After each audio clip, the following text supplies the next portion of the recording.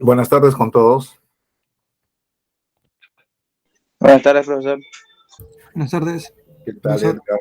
Hola, ¿cómo estás, Gianfranco? ¿Ya estamos? ¿Cuántos sabemos? 10. 10 menos 2, 8. ¿Dónde está el resto?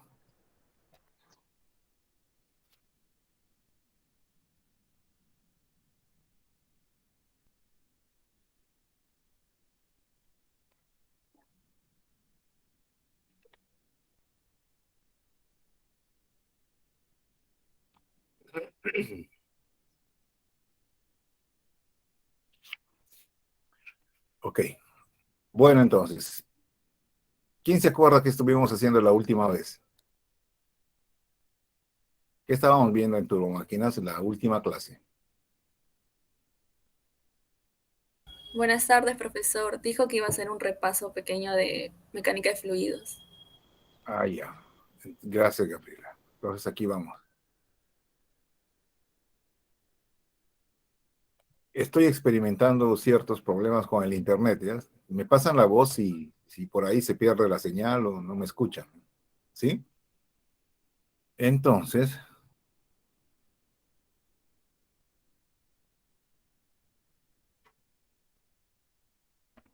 ¿están viendo este documento que estoy abriendo? Una pantalla en blanco, ¿lo ven?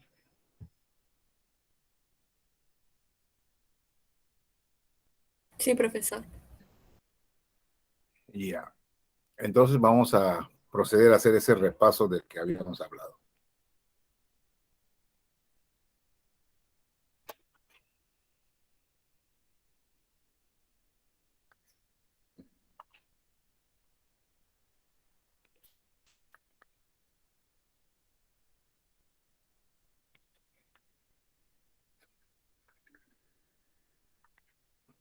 Bien, ok, entonces vamos ahí.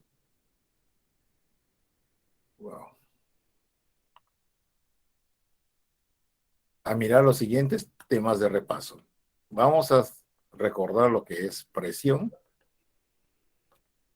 en términos de cuál es la definición, cuáles son sus unidades principales, y luego hablaremos de lo que es la presión llamada atmosférica.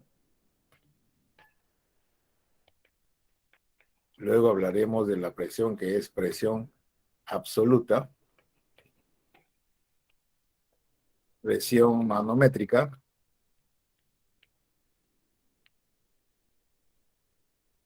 presión de vacío.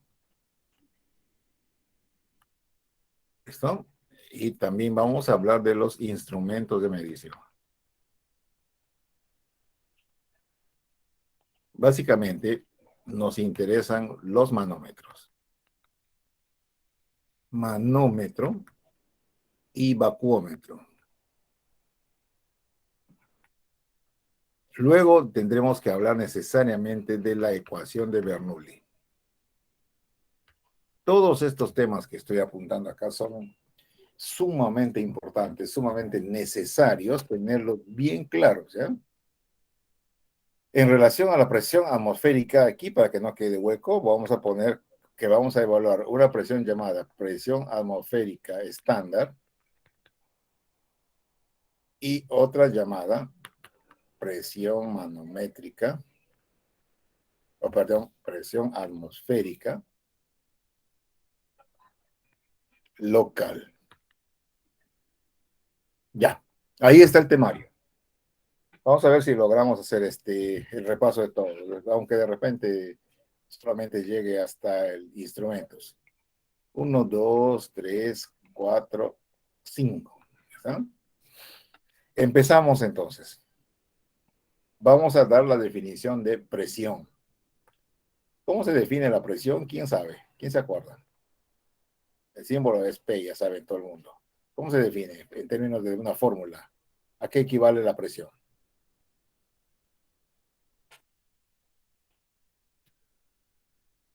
Fuerza entre área.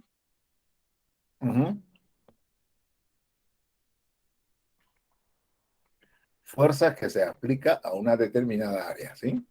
Pero esta fuerza de la que estamos hablando tiene una característica, o dos características que son esenciales. ¿Cuáles son esas características?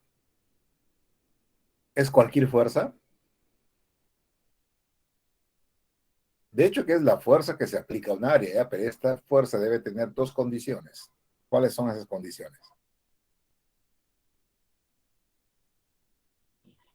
La primera es de que la fuerza tiene que ser perpendicular al área, ¿correcto? Necesariamente. Fuerza perpendicular al área. Y la segunda condición es de que la fuerza apunte sobre el área. Entonces, para la definición de la presión tal cual, así, fuerza entre áreas, se requiere lo siguiente: que la fuerza actúe en forma perpendicular al área. Supongamos que esta cosa que estoy dibujando acá es una área de fluido, ¿ya? Una superficie o área de fluido. Entonces, miren, para que la presión se defina, nosotros necesitamos que la fuerza que esté actuando sobre esta área sea de todas maneras perpendicular, ¿no? No puede ser de otra manera, no puede ser inclinada, tiene que ser perpendicular. Y por último, que esta punta de flecha esté apuntando sobre el área. Cuando eso ocurre, entonces la presión se define como un valor positivo, ¿no? La presión definida positivo, entonces cuando la punta de flecha apunta hacia adentro. En cambio, si nosotros tenemos una situación como esta, tengo el área otra vez por acá, y la flecha está saliendo del área, así, entonces la presión se va a definir como negativa, ¿no? Negativa. Entonces, pero su fórmula es idéntica: fuerza perpendicular entre área. ¿Estamos bien? ¿Estamos? Ya, entonces ya tenemos idea de que hay una fuerza, hay una presión que puede ser de carácter positiva o negativa. Es de carácter positivo si es que la fuerza está ejerciéndose sobre el área, y es de carácter negativo si más bien la fuerza está dirigida fuera del área, ¿no? Actúa sobre el área, sí, pero su sentido, o sea, es hacia afuera. Presión negativa. Ya, ok. ¿Qué más? ¿Cuáles serían las unidades de la presión?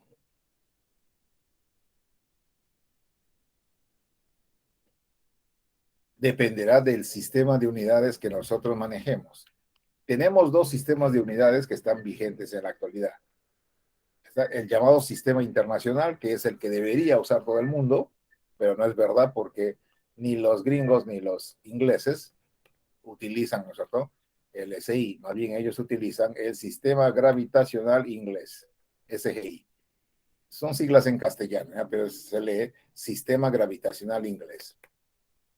Todos deberíamos usar el sí, ¿no? Pero una vez más, los países de habla inglesa no se habitúan, no se adecuan a utilizar unidades del sí. Siguen utilizando sus propias unidades.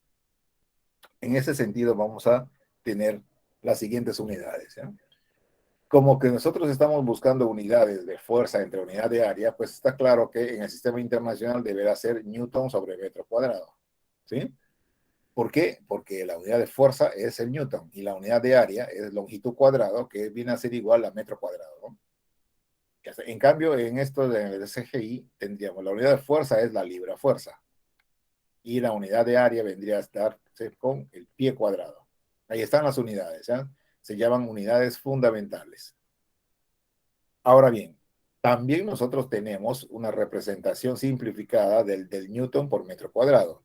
En vez de escribir así, nosotros lo reemplazamos por este símbolo PA. ¿Qué símbolo es ese? ¿Qué representa? ¿Cómo se llama? Pascal. El Pascal, ¿sí? Pascal.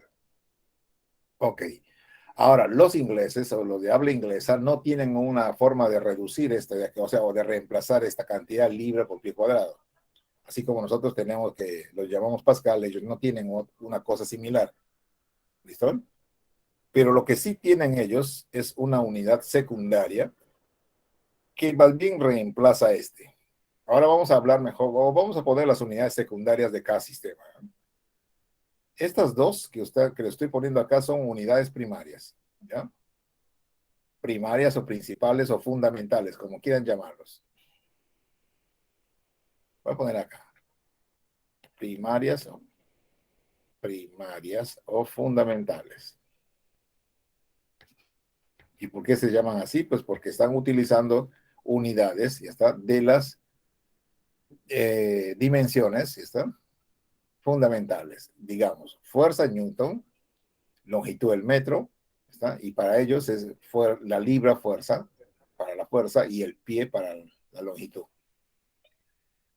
Ahora hablemos de las otras unidades que son secundarias. Unidades secundarias que vendrían a ser. Nosotros tenemos, por ejemplo, en lugar de utilizar Pascal, podemos utilizar otra unidad que es la atmósfera. ATM, atmósferas. También tenemos el bar. También tenemos el Torricelli.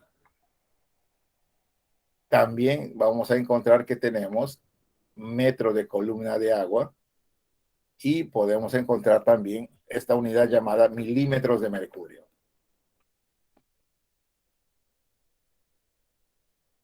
Milímetros de mercurio. ¿Ya? ¿Listo? Cualquiera de estas son unidades secundarias, es decir, no son fundamentales. Generalmente no hacemos cálculos con ellos, ¿no? Siempre con los fundamentales. Pero bueno, ¿por qué están aquí? En primer lugar, más que todo, es para reducir el tamaño de esta cantidad.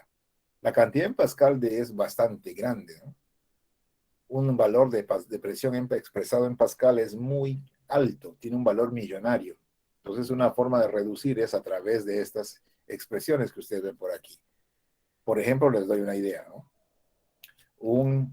Una atmósfera equivale, voy a poner acá equivalencias. Una atmósfera equivale a 101.325 pascales. ¿Ya está? Ese es su equivalente, miren. Entonces, cuando yo tengo una cantidad millonaria en pascales, lo debo dividir entre 101.325 y con eso ya tengo ese valor reducido en atmósferas. Por otro lado, también la otra unidad que puse es el bar. En relación al bar, tenemos esta equivalencia. Un bar equivale a 100.000 pascales. O sea, casi es igual a una atmósfera, un poquito menos, ¿no? Porque la atmósfera es 101.325 y esto es 100.000. Yo no sé por qué a alguien se le ha ocurrido semejante cosa, ¿no? O sea, por gusto nosotros latimos, metemos más cosas, ¿no? Si las cantidades son casi iguales, ¿no? De 101.000 a 100.000 no hay gran trecho, pero en fin, eso es lo que tenemos. El llamado Torricelli, un Tor, que se lee así en honor a este físico italiano, Torricelli, equivale a 1 milímetro de mercurio. ¿Están? Listo. ¿Qué más tengo? ¿Qué cosa es un MCA y qué es un milímetro de mercurio? Lo vamos a ver en un ratito. ¿Y qué pasa con los ingleses? Los ingleses solamente, mira, ellos son más prácticos que nosotros, ya, pucha, es lo máximo, ¿no? Nosotros somos latinos, somos muy, qué sé yo, muy comodones, a cada rato queremos estar poniendo lo que se nos antoja, ¿no? Reduciendo cantidades según nuestro antojo. Los ingleses son más prácticos, ellos solamente tienen una forma de reducir esto, y es el PSI. Su unidad secundaria es el PSI. ¿Listo? Y básicamente esta unidad es libra fuerza por pulgada cuadrada. Correcto. Y la equivalencia es así. 144 PSI equivalen a una libra por pie cuadrado. Así. Entonces, de acuerdo con esta equivalencia que ustedes tienen acá, esta unidad PSI reduce el valor de la potencia en 144 veces. Es lo que hace. Es decir, una cantidad de presión, disculpen, no te dije potencia, una cantidad de presión que es bastante grande para los ingleses, expresado en libra por pie cuadrado, lo reducen ellos 144 veces y lo cambian a esta unidad llamada PSI. ¿Ya? Ellos entonces solo tienen estos dos, nosotros en cambio tenemos esta variedad increíblemente grande, ¿no? Aunque aparte ellos también pueden utilizar milímetros de mercurio, también pueden usar pulgadas de mercurio, ¿no? También es cierto, pero es muy, muy poco frecuente. Así como nosotros usamos milímetros de mercurio, ellos también podrían usar pulgadas de mercurio. Solamente se pone así, pulgadas HG. ¿Listo? Ahora, vamos a reconocer, ya están estas unidades que están acá, el MCA y el milímetro de mercurio. ¿De dónde salen esas unidades? Resulta que todas las unidades de la presión están referidos a unidades de fuerza, ¿no es cierto? Acá es libra fuerza, por acá está el newton, ¿ven? Pero estas de acá están en unidades de longitud, porque metro es unidad de longitud, milímetro es unidad de longitud. Entonces, ¿cómo es que es posible eso? Bueno, pues eso es posible por las experiencias llevadas a cabo por un señor de apellido Torricelli, justamente, ¿no? El señor Torricelli hizo un experimento como este, ¿no? Vamos a poner acá experiencia de Torricelli.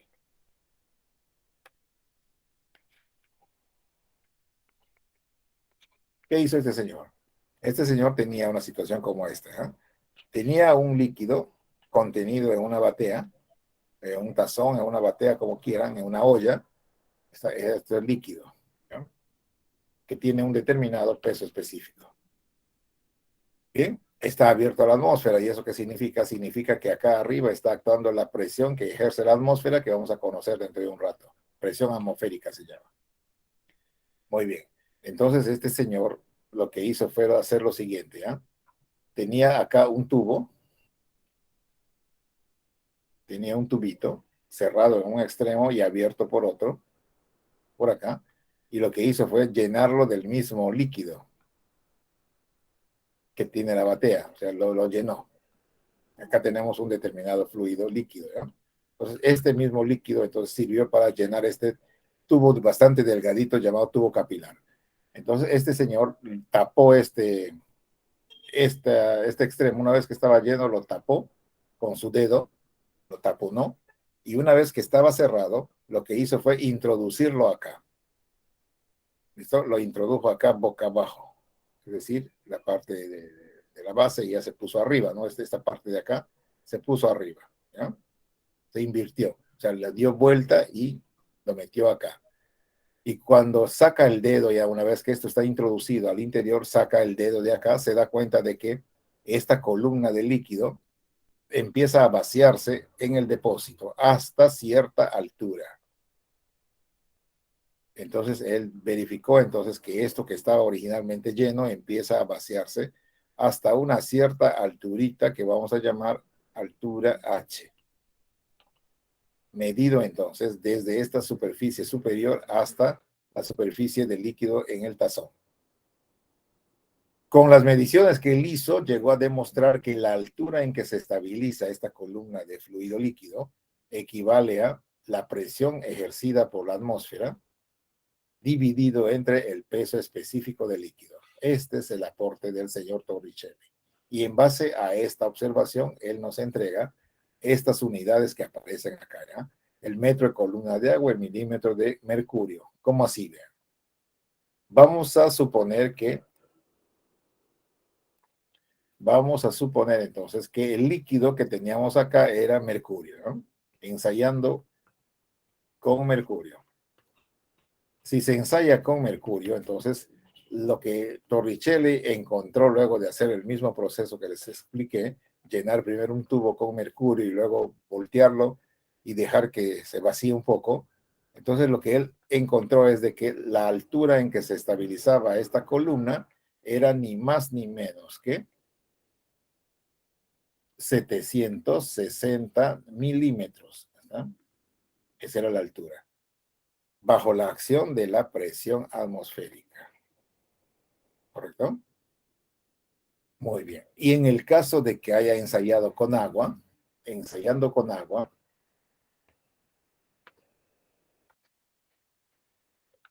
él encontró que se necesitaría una columna bastante alta aquí en el tubo capilar para que se llegue a estabilizar este líquido llamado agua.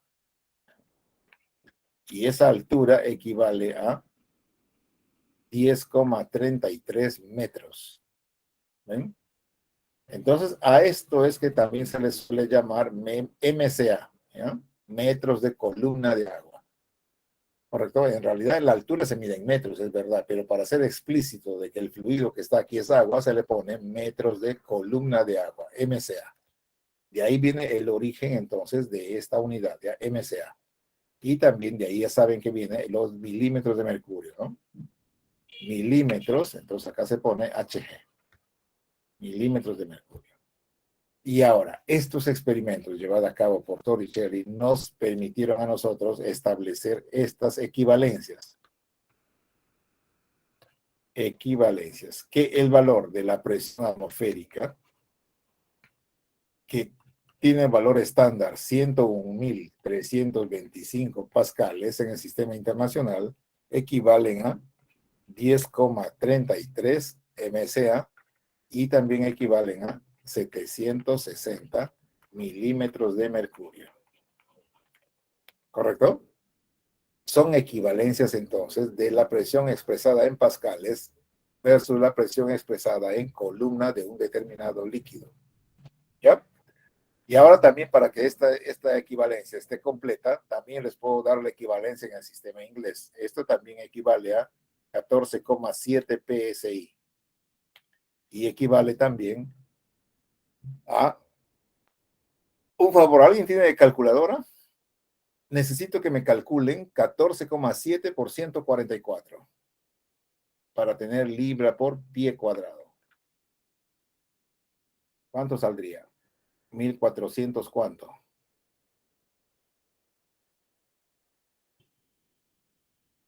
Eh, 14,7 por 144. Sí, 2116. ahí ya. Entonces ahí está. Coma Perfecto. 8,8. Así todavía. Listo. 8. 2116,8 libras por pie cuadrado, ¿ya? Y esta presión atmosférica que ustedes ven por acá es una presión que nosotros conocemos como estándar. Presión atmosférica estándar, ¿ya? Y ahorita vamos a conocer qué es la presión atmosférica estándar. Bueno, entonces es lo que les puedo decir con respecto a estas unidades y no nos sorprendan de que hay unidades que utilizan la unidad de fuerza y otras que utilizan la longitud de una columna líquida de fluido, ¿no? Entonces, hasta aquí alguna consulta, algo que quieran aclarar, tal vez, alguna duda. ¿Cómo vamos? ¿Están en sintonía todavía? Sí, profe. ¿Sí? Ya. Entonces, una vez que vimos esto, vamos a hablar ahora, según lo que sigue acá en el contenido, vamos a hablar de la presión atmosférica.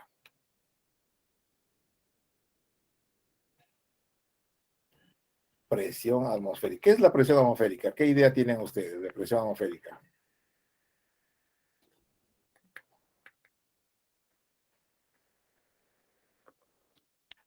Hablen. Es la presión que ejerce todo el aire que está en la atmósfera sobre nosotros.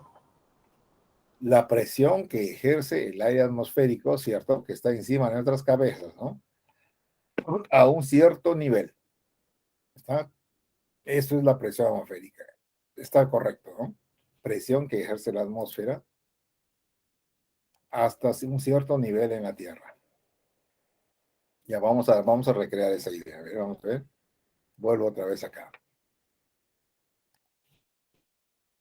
Miren, nosotros tenemos esto, ¿ya? Esta imagen que nos puede ayudar un poquito. Tengo acá la superficie del mar. Este es el mar. Y luego por acá tengo el contorno de lo que es tierra, ¿sí?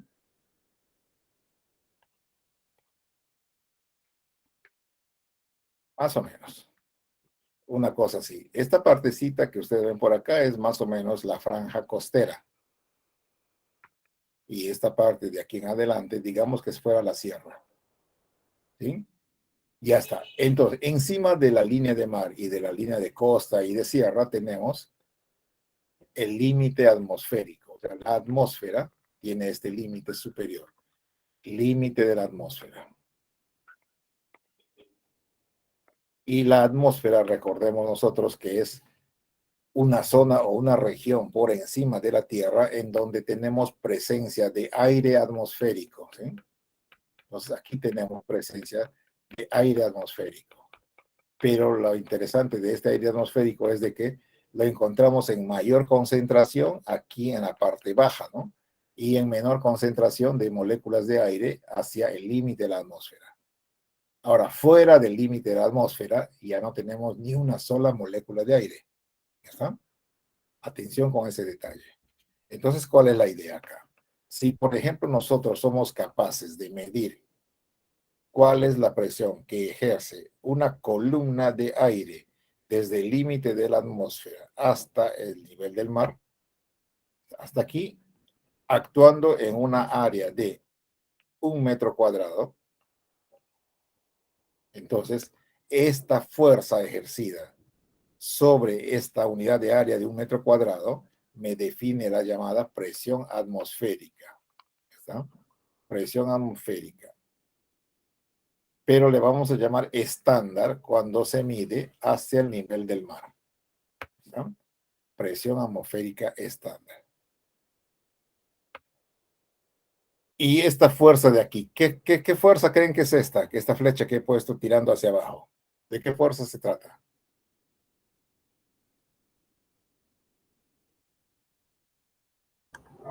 La presión de esa columna de aire.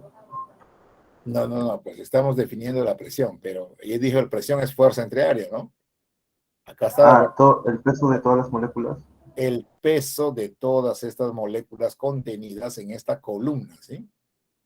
Esto de acá, peso entre 1 metro cuadrado, eso es presión atmosférica. Cuando se mide al nivel del mar, se dice que es una presión atmosférica estándar. En cambio, si yo lo mido, por ejemplo, en cualquier lugar de la Tierra, al peso que ejerce esta columna de fluido, entonces aquí vamos a hablar de una presión atmosférica local. ¿Está? Entonces, presión atmosférica estándar es cuando se mide al nivel del mar. Y atención que no es un mar cualquiera tampoco, ya es las características de este mar es de que el agua el agua de mar se encuentra ¿cuánto es? 15 grados centígrados, ¿no?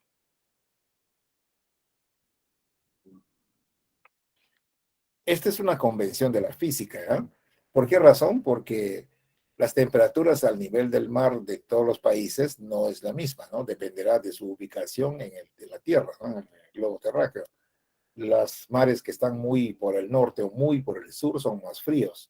Los mares que están cerca al Ecuador son más calientes. Bueno, entonces, ¿de qué presión estamos hablando, no?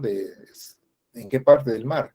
Bueno, por eso la Academia de la Física señaló que para llamarle estándar, tiene que ser la presión que se ejerce en un mar que se encuentra a una temperatura de 15 grados centígrados. ¿Sí? Listo, entonces ya sabemos qué es presión atmosférica estándar. Y este valor justamente es aquel que estamos poniendo 101.325 pascales. Desde hace rato vengo usando esa cantidad, ¿se acuerdan? Lo tengo por aquí. ¿Dónde está? ¿Dónde está? Acá está, miren.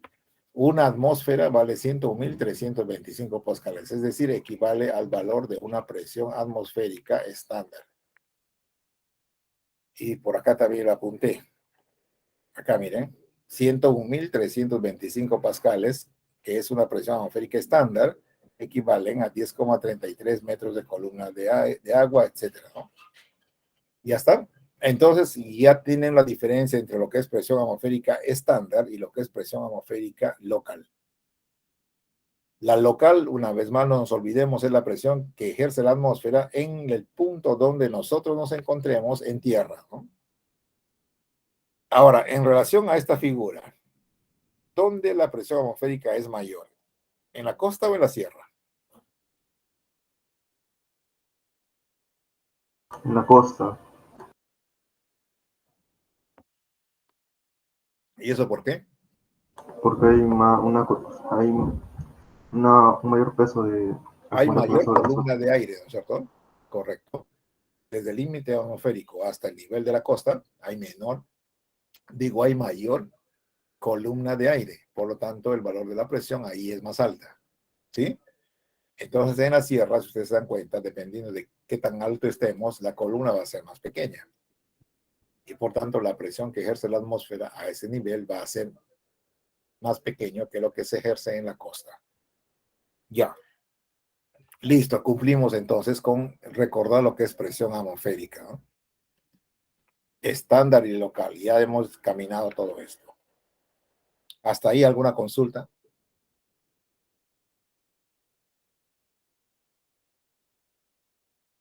¿Ninguna? ¿Todo esto se lo sabían o qué? Hablen. Por mi parte, algo de recordar, profesor. Entonces, todo esto transitaron en fluidos, caminaron en fluidos por todo Sí, eso. sí. Y ya. ¿En cuánto se llegaron? 12. Llegaron 12. 12 de 40. ¿En serio? Preocupante, profe. 12 de 40. Pero en este grupo somos 15 nomás. ¿No estamos en el 02? ¿O entonces No, estamos en profe. el 01? No, estamos en el 02, pero a mí me parece que solo somos 15 matriculados. En el 02, perdón, yo estoy mirando el 01. Estamos 15 matriculados. Entonces, ¿cómo vamos? Ya casi faltarían 2 nomás, ¿no es cierto? No, faltarían 3 estudiantes. Ya, entonces ya me estaba preocupando. ¿Dónde están todos? Sí, tal vez se han retirado. Bueno, entonces sí, andamos más o menos bien. Volvemos otra vez aquí. Vamos a ver ahora, a repasar lo que es presión absoluta, manométrica y de vacío. ¿Qué es la presión llamada absoluta? Cuando una presión se dice que es absoluta, ¿quién se acuerda? ¿Cuándo se dice que una presión es absoluta?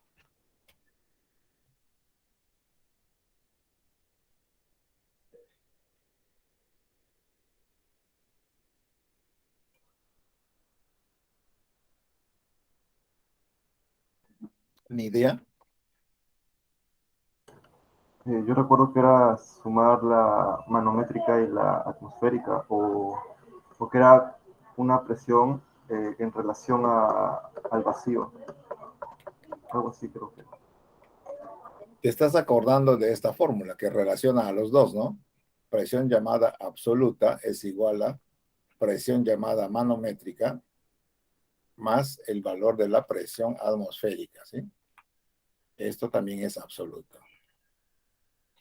Esta relación es correcta, ¿no? Esto nosotros lo hemos aprendido desde el colegio, ¿no? En la en el colegio, lo que sea, en la física básica. La presión llamada absoluta es igual a la presión manométrica más la presión atmosférica absoluta. Y esta presión atmosférica absoluta, si estoy en un determinado lugar, entonces vale la presión que ejerce la columna de aire en ese lugar, es la presión atmosférica local. Pero si estoy haciendo un trabajo genérico, entonces este es el valor de la presión atmosférica estándar, ¿ya? Normalmente nosotros vamos a trabajar con valores de presión atmosférica estándar. Difícilmente vamos a usar los locales. Bueno, pues volviendo otra vez aquí. ¿Qué es la presión Bueno, absoluta? profesor, disculpe que Ajá. le interrumpa.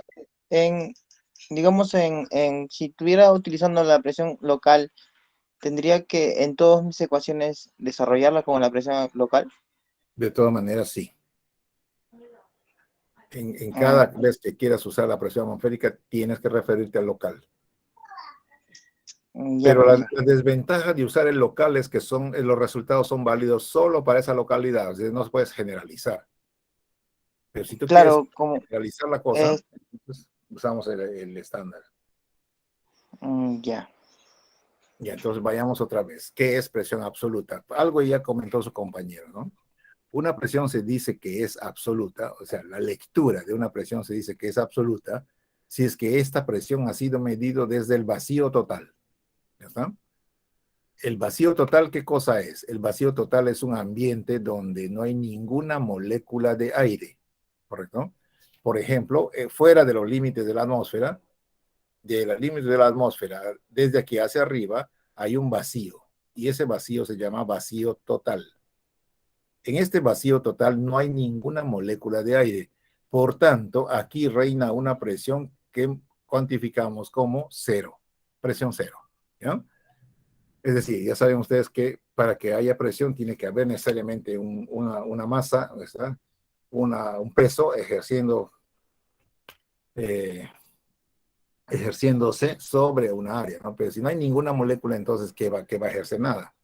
Por eso se dice que en ese ambiente de vacío total, la presión que reina es cero. Entonces, si aparecen ya unas pocas moléculas por ahí, ellas ejercerán un valor de presión ya que será superior a este valor cero, ¿no? ¿Me entienden? Entonces, esos ya no son de vacío total. En forma gráfica, quiero darles a entender esto, ¿no? Miren, supongamos que esta línea referencial que pongo corresponde a un ambiente vacío, ¿ya? Ambiente de vacío. Entonces, aquí nosotros definimos que la presión es cero. ¿Listo? Ahora quiero medir una presión que está por encima de ese valor cero, es decir, en un ambiente donde sí hay moléculas de aire o de gas, ¿está? Que están ejerciendo presión, o de líquido. Entonces, si yo mido este valor de presión acá, voy a poner a un ambiente A. Si yo mido la presión de estas moléculas de fluido en este ambiente A, y si lo hago referenciado desde el cero, entonces la lectura de esta presión es una presión que yo llamo presión absoluta. ¿Ya está? Siempre que yo mida una presión utilizando el cero de punto de partida, por encima, esa presión recibe la etiqueta de absoluta. Ahora bien, la presión que ejerce la atmósfera en su versión estándar es 101.325 pascales, 101.325 pascales, y está por encima absoluta, ¿no? Del cero. Entonces, si por ejemplo yo puedo poner esa presión aquí como referencia, presión atmosférica estándar, quiere decir que la lectura de esta presión desde el cero hasta acá es 101.325 pascales. ¿Ya está? La lectura es absoluta, medida desde el cero.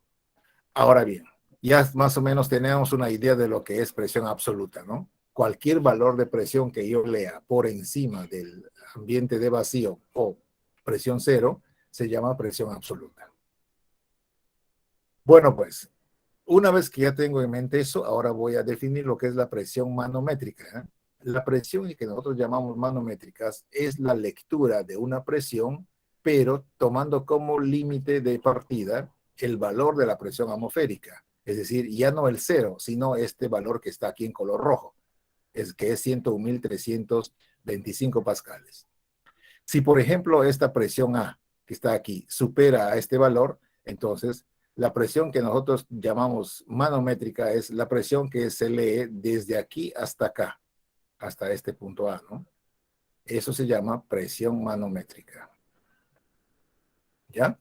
He tomado el punto de partida, este valor de la presión atmosférica estándar, y a partir de ahí he medido el valor de la presión hasta el ambiente donde quiero realmente medir la presión.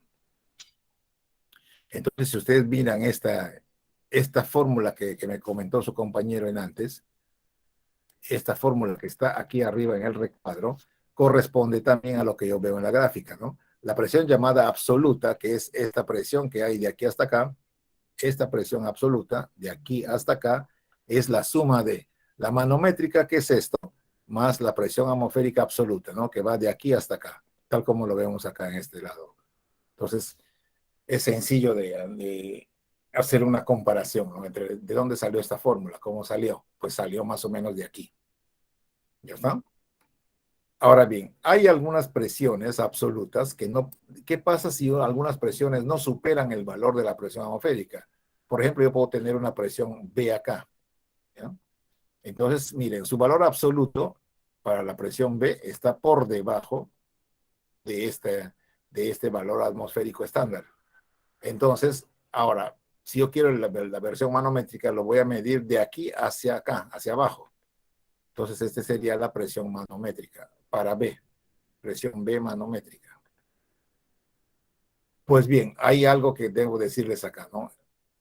Cuando una presión manométrica se mide por encima del valor de la presión atmosférica estándar, este valor se considera que es positivo, ¿ya? En cambio, si nosotros medimos la presión manométrica que está hacia abajo del valor de la presión estándar, entonces esta presión resulta que tiene signo negativo. ¿Ok? Y ya está. Entonces, algo que aprendemos también aquí es que las presiones absolutas solamente son positivas, ¿ya? Vamos a ponerlo como una notita acá. Las presiones llamadas absolutas solo pueden ser positivas. ¿Por qué razón? Porque a todas las medimos encima del cero, ¿sí? Por eso. Medidas encima del cero, vamos a poner acá.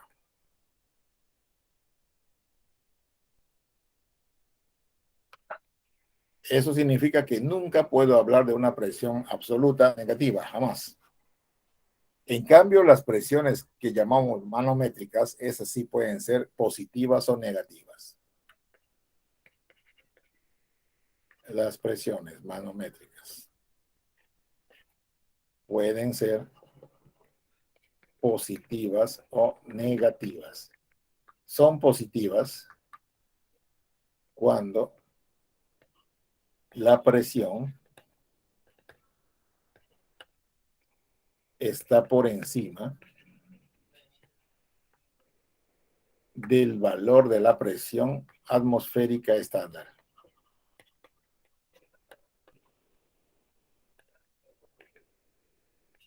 Caso contrario, es negativa.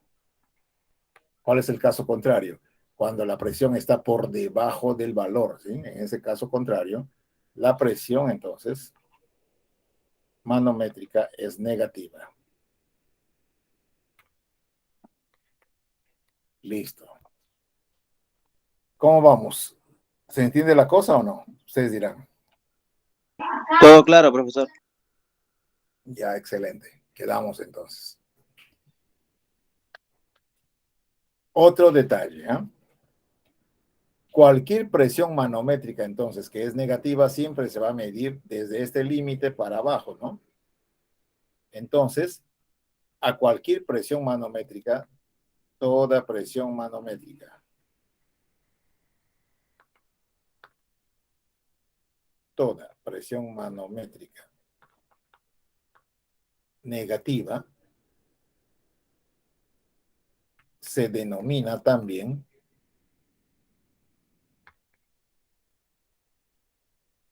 presión de vacío.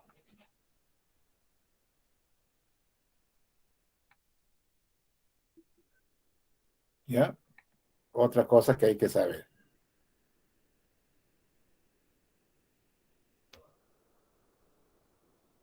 No debemos confundir el término presión de vacío con vacío total, ¿ya? Esto se llama vacío total. Vacío total se llama cuando la presión es cero, ¿ya? Pero presión de vacío es el valor de una presión manométrica negativa o absoluta por debajo del valor de la presión atmosférica. Entonces, esto lo vamos a completar acá. Toda presión manométrica negativa se denomina también presión de vacío o toda presión absoluta por debajo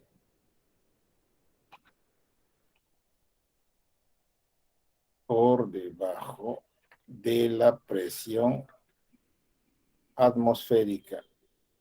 Listo. ¿Sí? ¿Esto qué significa? Definitivamente, miren, esta presión absoluta que está aquí está por debajo de la presión estándar, ¿no? Entonces, el resultado, esta presión B absoluta se le llama también presión de vacío, ¿ya? Porque está por debajo del valor de la presión atmosférica. pero no olvidemos que es absoluta, ¿no? Entonces, todas estas cositas hay que ustedes tienen que estar claros. Si no lo tienen claro, va a estar bien complicado de seguir más adelante. Y otra nota, ¿no? Las presiones manométricas se miden con manómetros de Bourdon. ¿Está? En la mayoría de las instalaciones.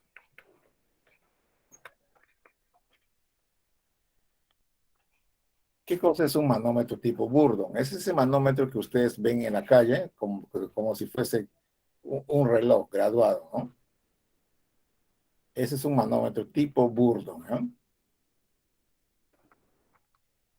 Entonces, aquí hay una determinada escala de medición que puede ser, por ejemplo, puede ser Pascal. ¿Listo? Y ahora estas rayitas me van a dar graduaciones. Por ejemplo, acá está el 0 pascales, 5 pascales, 10 pascales. Está 10. Ay, 10 pascales. Se me va el dibujo ya, pero la idea es así, ¿no? 15, 20, 25, ya está. Todo está dentro por si acaso, solo que el dibujo se me escapó. ¿Se entiende lo que quiero hacer? ¿Sí? Sí, profesor.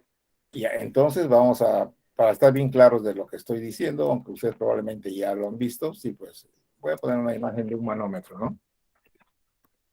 Manómetro de Bourdon. Entonces, de nosotros podemos ver estos manómetros, aquí está en la calle, ¿no?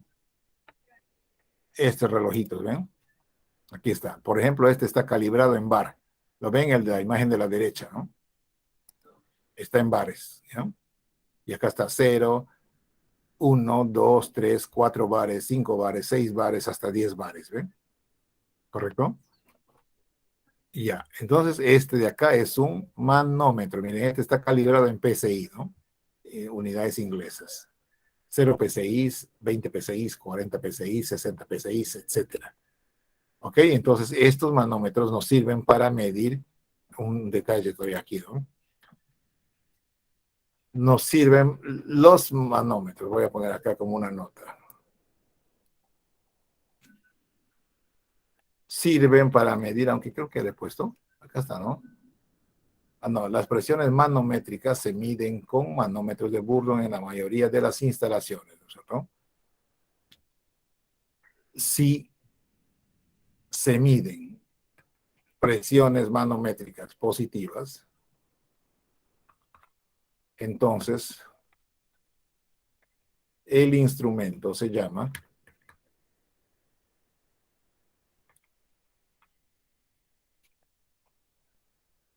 manómetro.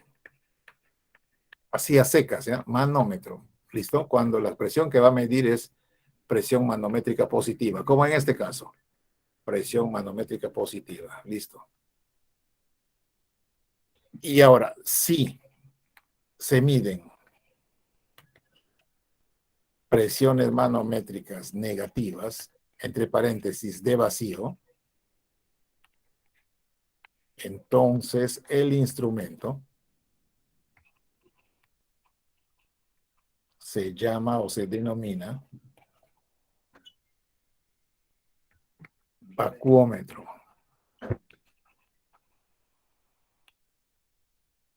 ¿Ya? Justamente esta palabrita vacuo que ustedes ven por acá viene del latín que significa vacío, haciendo referencia a esto, ¿no? Vacuómetro. ¿Y cómo es un vacuómetro? Vamos a ver, ¿ya? Otra vez nos vamos a Google. Acá voy a escribir vacuómetro. Y se van a dar con una sorpresita. Ya, ahí están los vacuómetros. Entonces usted dice, oiga, pero es la misma cosa que me estás mostrando. No, no es la misma cosa. Miren, este vacuómetro tiene una característica. ¿Ven sus unidades? están negativas, ¿no? Menos 200, menos 400, menos 600, menos 800, menos 1000. Recordemos que las presiones manométricas de vacío son negativas, entonces por esto aparece así.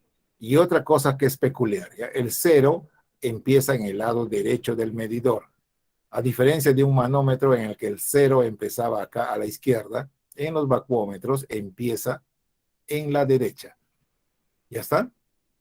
No sé si logran, han logrado ver lo que les muestro. ¿Cómo fue esto? Ya, esto fue aquí, esto, y el otro fue acá, ¿no?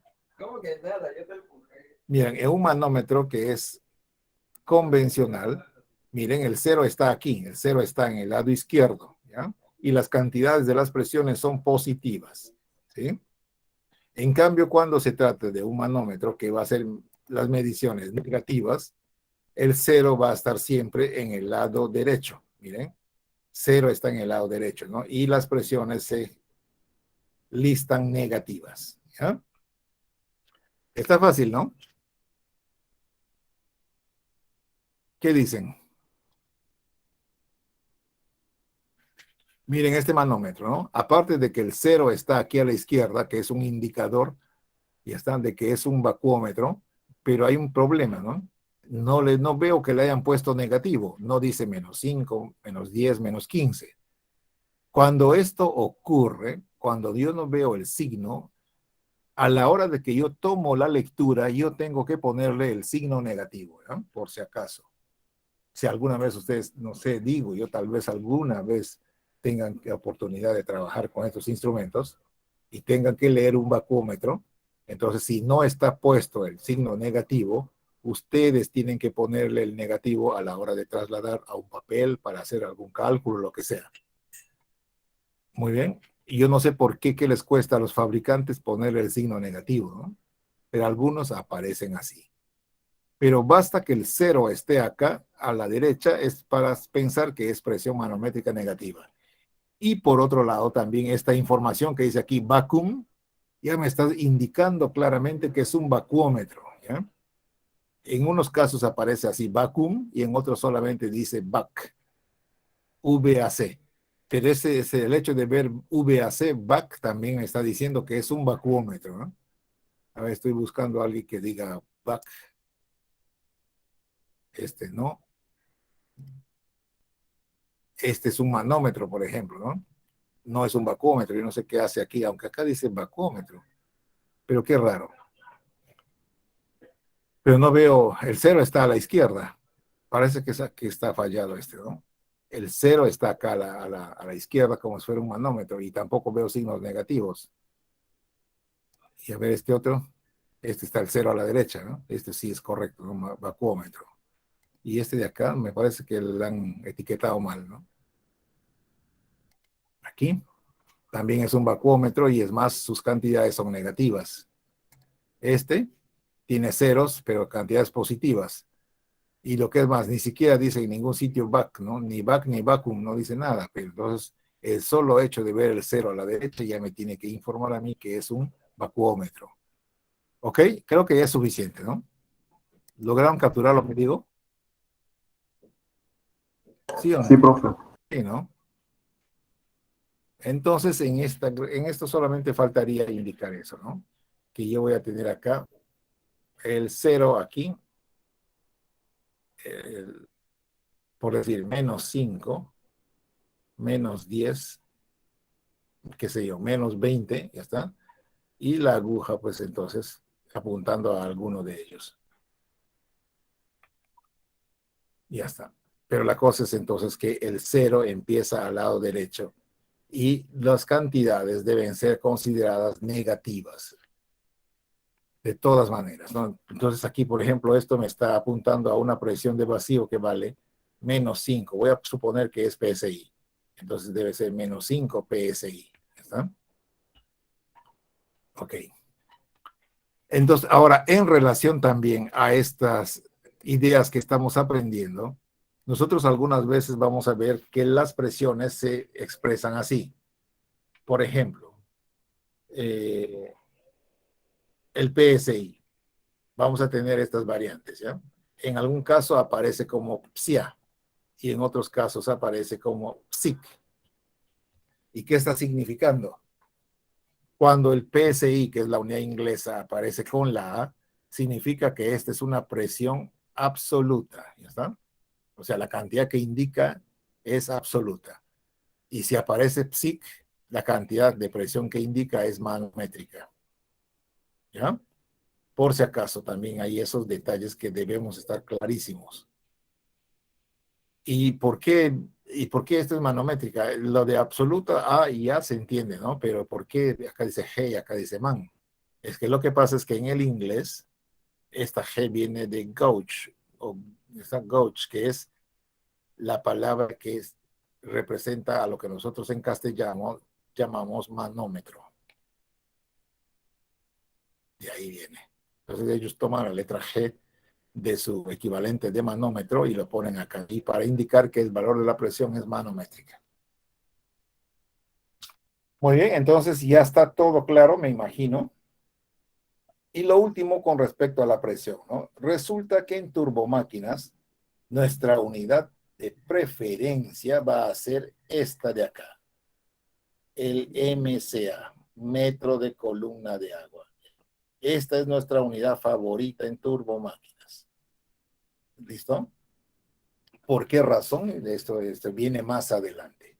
Pero si bien es cierto que todos debemos estar claros de lo que es el Pascal, lo que son las atmósferas, los bares, pero también nosotros vamos a trabajar muchísimo con MCA. ¿Bien? Bueno, ok. Hasta aquí. ¿Alguna pregunta, alguna consulta? Que estoy que hablo y hablo como un loro, ¿yo? ¿Qué dicen? ¿Todo esto se la sabían o no? No, algunas cosas no. Lo del PCI A y G, no lo No sabía. sabías. Nunca te ha tocado este tipo de cosas. Y ahora sí puede que te toque, ¿no? En todo caso ya lo sabes. En el sistema internacional nosotros no hacemos problema, ¿no? Si una presión en el CIA, si una presión es absoluta, simplemente al valor de la presión le ponemos su valor y luego del valor le ponemos abs, ¿no es cierto? Para decir que es absoluta. Esto también vale P abs, o sea, donde quiera que vaya, ya sea afuera o adentro en la P, es lo mismo, pues ya tenemos el indicador, ¿está? Y si es manométrica, tendremos que una presión hasta un determinado valor y entre paréntesis le ponemos man, ¿sí? O de lo contrario, esto también significa, o se simboliza así, ¿no? P-man, ¿ya? Presión manométrica. Los ingleses y los gringos en general han sido más prácticos que nosotros, ¿no? Simplemente ellos le cuelgan la A de absoluto y la G de manométrico y ya está, ¿no? Nosotros tenemos que estar poniendo ABS, MAN, en fin, una tontería. No debió ser, pero en fin, es lo que hay. Bien, entonces ya creo que todo está dicho respecto de la presión, ¿no? Sí. Instrumentos de medición de presión, manómetros y vacúmetros, y ya está. Solo nos falta la ecuación de Bernoulli. Y parece que sí vamos a llegar, ya que ustedes no están consultando nada, no están inquietos en nada. Entonces, 1 hora nos bastó para hacer todo eso. Tengo tiempo todavía para hacer la ecuación de Bernoulli.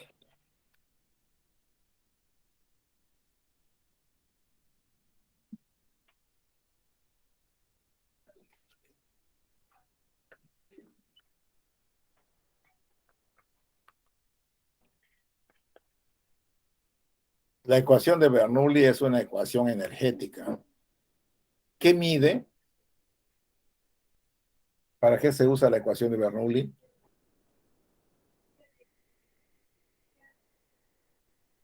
No recuerdo. La ecuación de Bernoulli mide o compara las energías que tiene una partícula de fluido en dos posiciones diferentes. Digamos que acá estamos en una posición 1 con una partícula de fluido que está moviéndose en este sentido, ¿ya? Hay un desplazamiento de partículas de fluido desde la posición 1 hasta la posición 2.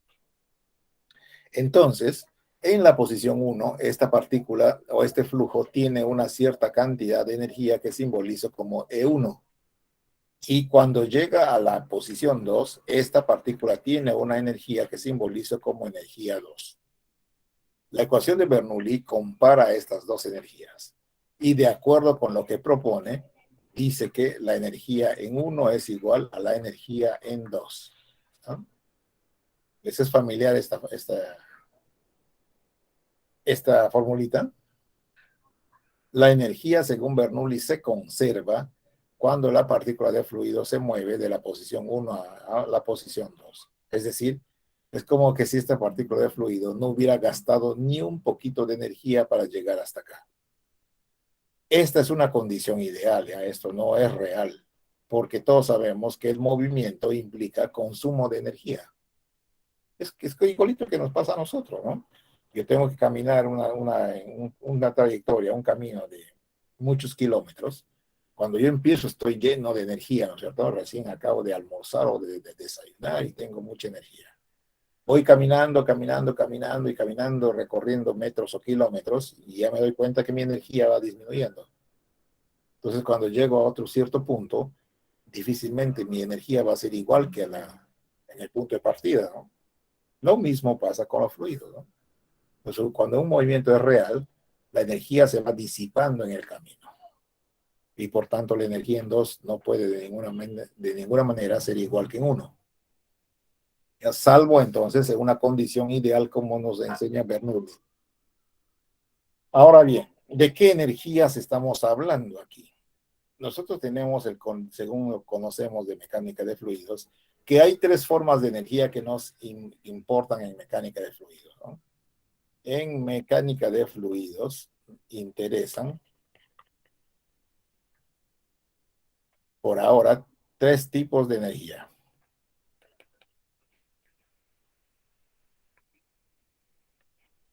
Una energía llamada cinética,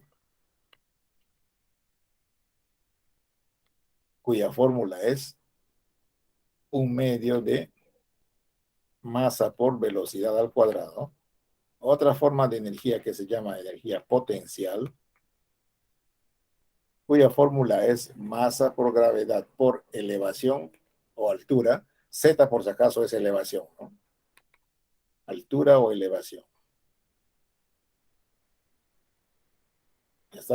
En mecánica de fluidos se suele reemplazar a la H por una Z mayúscula, ¿no? Y es energía potencial gravitatoria, entonces. Y luego tenemos otra energía que se llama la energía de presión, que simplemente es P, por ahora. Después vamos a ver cómo se calcula. Entonces, este E que aparece en la fórmula es una energía compuesta por la suma de estas 3 formas energéticas. Bueno, de acuerdo con Bernoulli, entonces, esta ecuación de que E1 es igual a E2 se traduce en una fórmula como esta.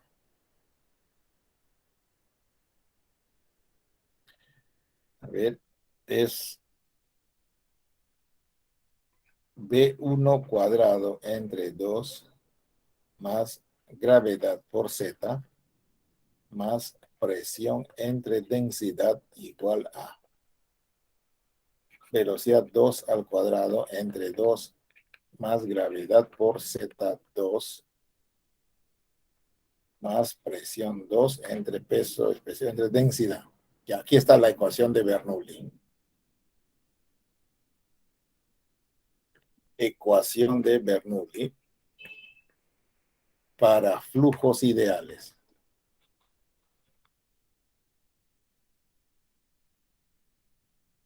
¿Listo? Ahí está. Entonces, el primer término es la energía cinética.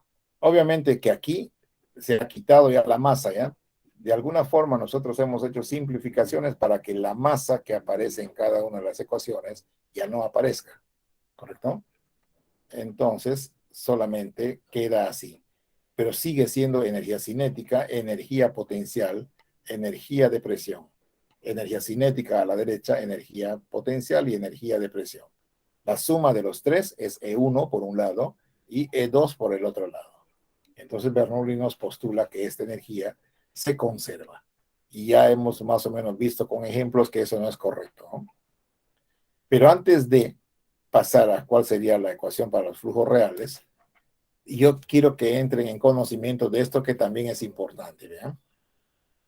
Esta energía cinética Cuando uno le hace un análisis dimensional, resulta que su unidad es joules entre kilogramo. Al hacerle un análisis dimensional también a todo este término, sale joules por kilogramo. Y así todos y cada uno de ellos apuntan a una unidad como esta. Es decir, unidad de energía entre unidad de masa. Todos, ¿ya? Joules entre kilogramo. Es decir, es dimensionalmente homogéneo. ¿Listo? Joules entre kilogramo. Perfecto. Pero, ¿qué pasa? Cuando a mí, por ejemplo, me expresan una energía en joules por kilogramo, mi cerebro no entiende de cuánta energía me están hablando. Yo te digo, yo tengo una energía de 1000 joules por kilogramo. Pues, yo ni me inmuto, ¿no? Porque en realidad no sé ni si 1000 joules por kilo es mucho o es poco. No lo sé. ¿Por qué? Porque mi cerebro nunca ha tenido un patrón de comparación, ¿no? Entonces, en ese sentido, a esta ecuación conviene hacerle un cambio. Y un cambio consiste en un genial truco, ya está, para poder cambiar esta unidad a una unidad que mi cerebro comprenda, que mi cerebro entienda. Y para hacer eso, lo que voy a hacer es este truco genial. A cada término de esta ecuación, en ambos miembros, los voy a dividir entre la gravedad. Cuando yo divido entre la gravedad, entonces, miren, la primera ecuación se va a escribir así, B1 cuadrado entre 2G. ¿Están de acuerdo? Lo acabo de dividir entre la gravedad. Si el otro término lo divido entre la gravedad, solamente quedaría Z1. Y al otro término, al dividirlo entre la gravedad, quedaría presión 1 entre densidad por gravedad. Pero densidad por gravedad no es otra cosa más que peso específico. Entonces cambiamos acá el símbolo. Y al otro lado va a aparecer lo mismo, ¿no? B2 cuadrado entre 2G más Z2 más presión 2 entre peso específico. ¿Ya? ¿Y qué gané al hacer esto? Gané un montón. Ahí te lo vamos a ver. Primero, déjenme decirle que esta ecuación que está aquí se denomina la ecuación de Bernoulli modificada. Es la misma ecuación de energía, ya está, pero la energía ha sido expresada en otra unidad. ¿Y qué unidad estamos hablando? Pues al dividirlo entre la gravedad, la unidad es joules entre newton. Igual acá también joules entre newton y también todos y cada uno de ellos joules entre newton. ¿Ya? Punto, punto, punto, punto. Igual acá también joules entre newton. Ya. Pero ustedes dirán, es que yo tampoco entiendo qué es joule entre newton. ¿Sí? No sé. Pero el caso es que cuando uno se pone a simplificar esta unidad, joules entre newton, el resultado que me da es una unidad que mi cerebro sí entiende. Y no es ni más ni menos que metro. Metro, metro, y todos y cada uno de ellos entonces son metro. ¿Está? Y ahora sí, cuando a mí me expresan una energía en unidad de longitud, en metros en este caso, mi cerebro ya tiene un patrón de comparación. Si me dicen, yo tengo una energía de 1000 metros, entonces, escucha, mi cerebro reacciona, ¿no? Oye, 1000 metros es un montón de altura, ¿no? Un montón de energía. Pero si me dicen, tengo 5 metros de energía, no es gran cosa. ¿Se dan cuenta? Entonces, porque mi cerebro lo compara con elevación. Y tiene razón, ¿ya? En hidráulica sucede esto, miren, les voy a dar un ejemplo para que vean por qué esto es una cosa genial para nosotros. Ejemplo, si yo, por ejemplo, voy a diseñar una salida de agua en un domicilio, yo como ingeniero hidráulico puedo hacer este diseño, voy a diseñar para que la energía de salida sea 1,5 metros, ¿ya? La energía aquí a la salida E2 le voy a llamar justo en este punto 1,5 metros. ¿Y eso cómo se entiende? Fácil. Si yo a este caño lo volteo, ¿listo? Una cosa así, le pongo el pico arriba, entonces este chorro que hay, que asciende, tiene que levantarse hasta una altura de 1,5 metros. ¿Está? No te la venden en cualquier Entonces, lugar, tienes que tener algún conocido, alguien de confianza que te pueda dar esas cosillas. Hay un micro abierto, por favor, ciérralo. Pero allá a mí me lo consiguieron allá, pero también, claro, pero a mí me salió todo como 500, 600 soles, pero no gasté demasiado porque ¿Lo abierto? había comprado un paquete de pañales, yo pagaba, pagué el hotel, las pastillas que me salieron caras, las comidas, todo eso me salió carísimo, ¿no? La Cajamarca también, Cierra el micrófono. Ya, ok.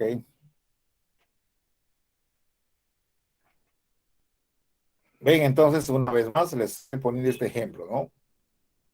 Esta es una cantidad de energía expresada en metros. Si yo quiero entender cuál es el efecto de esta cantidad de energía o qué significa esta cantidad de energía, en el caso de la hidráulica, pues es fácil. Yo simplemente pongo el pico boca arriba y entonces el chorro debe alcanzar esta altura de 1.5 metros. ¿Eh? Así de simple. Cuando, por ejemplo, estamos en máquinas, aquí ahora, me dicen, esta bomba te va a dar 100 metros de altura, 100 metros de energía. Entonces, para mí está clarísimo que esta bomba me va a poder elevar el agua 100 metros hacia arriba. Entonces, ¿no? Y ya me puedo asombrar porque, pucha, 100 metros de que me eleve el agua 100 metros es bastante, ¿no? Y en cambio, si me dicen, oye, esta bombita solo te va a dar 2 metros, no pasa nada, no pasa nada con tu bomba, llévatelo. No me sirve de gran cosa. ¿Ven? Entonces, por eso les dije que es genial el truco es modificar la ecuación de Bernoulli para que todas las unidades sean congruentes con unidad de longitud. ¿Está? Y en el caso, por ejemplo, de que esta aplicación, ¿ya? Esta aplicación de la fórmula se esté llevando a cabo con un flujo de fluido, entonces esta unidad metro también se le llama, si el fluido es agua, entonces esto va a quedar en MCA. En vez de ponerle M en solamente, se le pone MCA. ¿ven?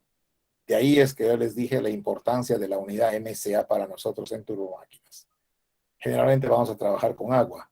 Entonces esta presión entre peso específico me va a dar en MCA. Esta elevación que es metro también lo puedo comparar con decir MCA y a esta otra energía cinética también le puedo llamar energía en MCA. Metro de columna. Listo. ¿Qué más? A ver, ecuación de Bernoulli. Una vez que tenemos en mente esto, ahora vamos a escribir la ecuación de Bernoulli modificada para los flujos reales, ya no ideal. Ahora entonces tengo ecuación de Bernoulli para flujos reales.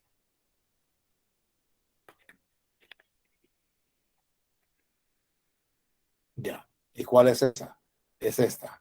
B1 cuadrado entre 2G más Z1 más presión 1 entre peso específico igual con velocidad 2 al cuadrado entre 2G más Z2 más presión 2 entre peso específico y más H desde 1 hasta 2.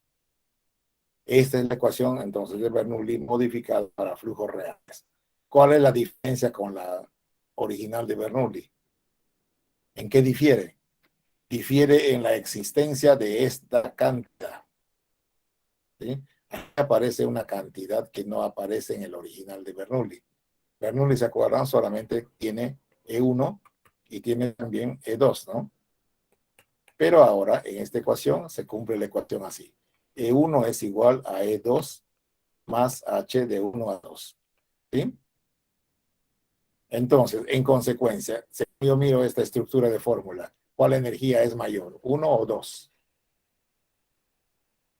La 1. La 1, ¿no es cierto? 1 es mayor que la energía en 2. Correcto. Entonces, este término que está aquí representa a la energía, entre comillas, perdida o disipada cuando la partícula se mueve desde la posición 1 hasta la posición 2.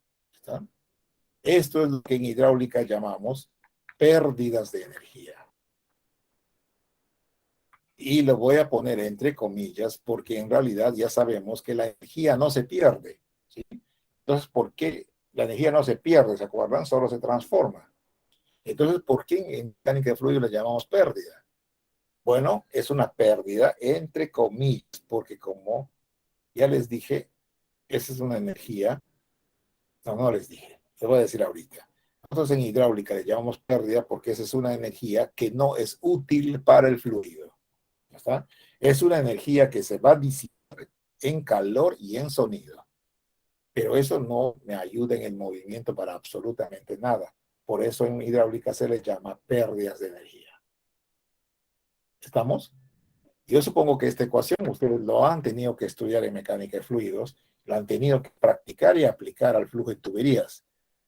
Quien quiera que haya sido su profesor, sea que haya sido yo, el ingeniero Kuray, tienen que haber practicado con esta ecuación.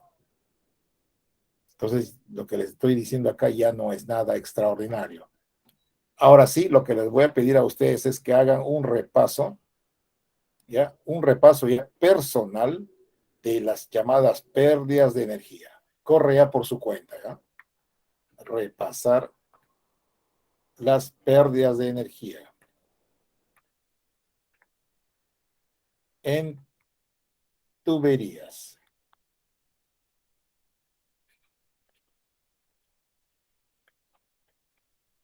Entre paréntesis, H de 1 a 2. Esto se los dejo ya de tarea a ustedes, ¿no?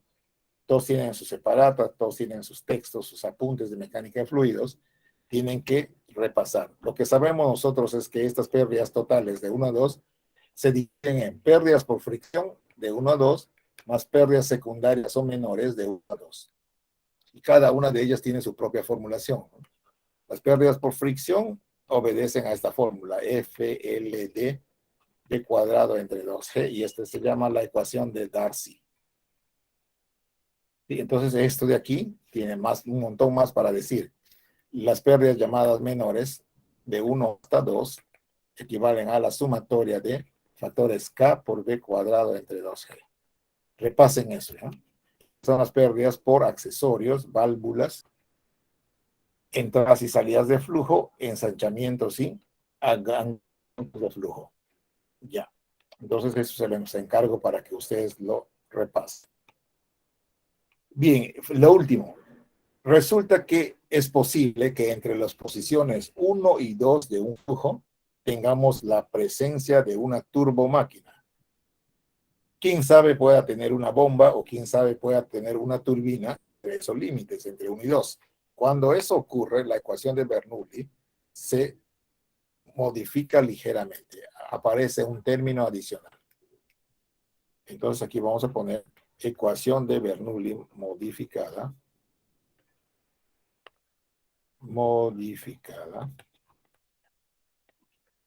para flujos reales con presencia de turbomáquinas.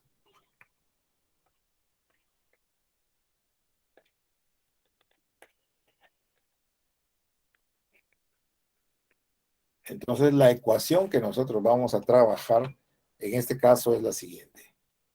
B1 cuadrado entre 2G más Z1 más presión 1 entre peso específico más menos la potencia P entre peso específico por caudal, igual con B2 cuadrado entre 2G más Z2 más presión 2 entre peso específico más las pérdidas desde 1 hasta 2. Y acá está. Esta es la ecuación de Bernoulli general, ¿ya está? También le llaman ecuación de Bernoulli generalizada.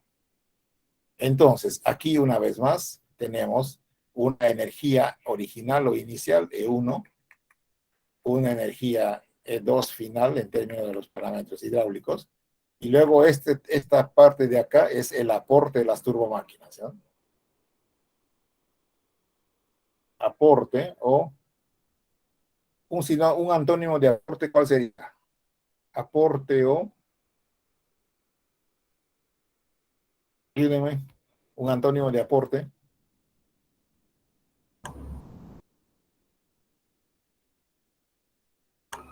Pérdida. Pérdida. No tanto así.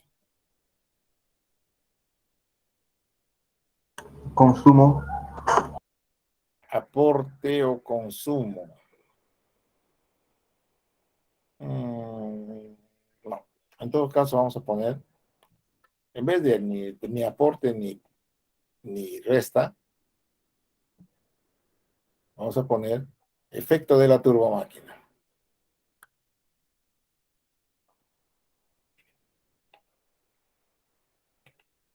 ¿Listo? Y este de acá, una vez más, son las pérdidas de energía. Ya.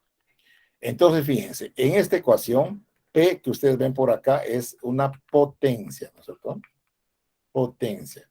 Por ejemplo, si entre los límites 1 y 2 yo tengo la presencia de una bomba, acá tengo una bomba, entonces esta bomba va a añadir energía al flujo.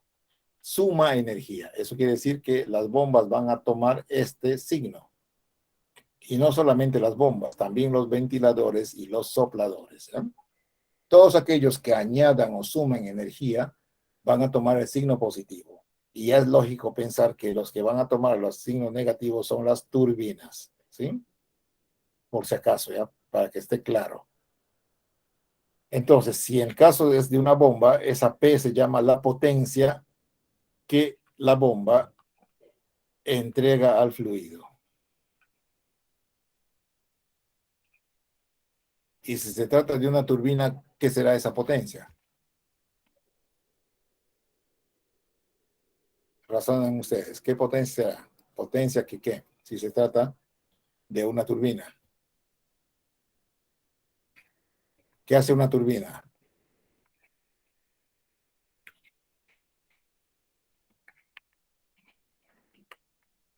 Vamos, es sentido común, ¿eh? De lo que Quita, resta. La turbina convierte quita la o resta energía hidráulica potencia. en mecánica. Entonces, es la potencia que la turbina extrae del flujo.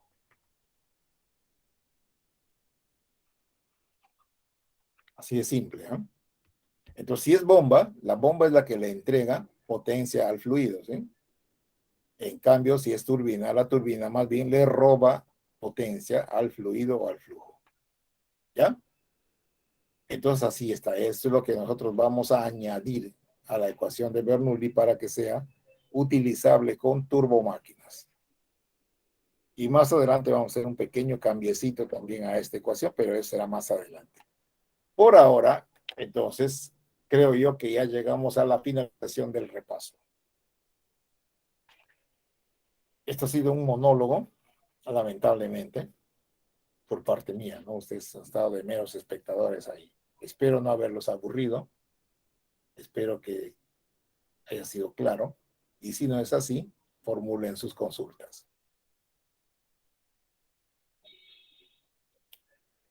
Vamos, comentarios.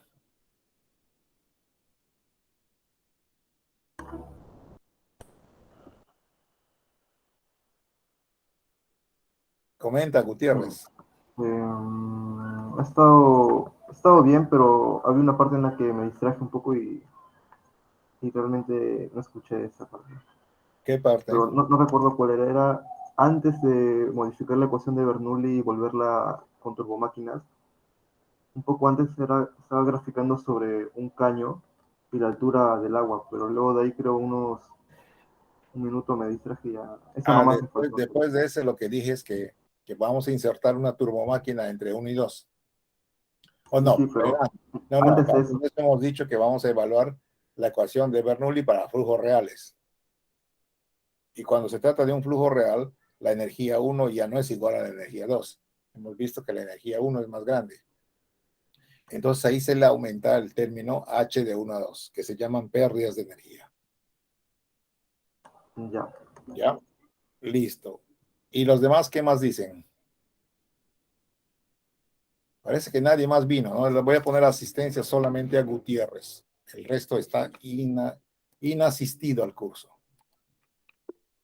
Listo, ya dije, yo nunca quiero un auditorio fantasma aquí en mi clase.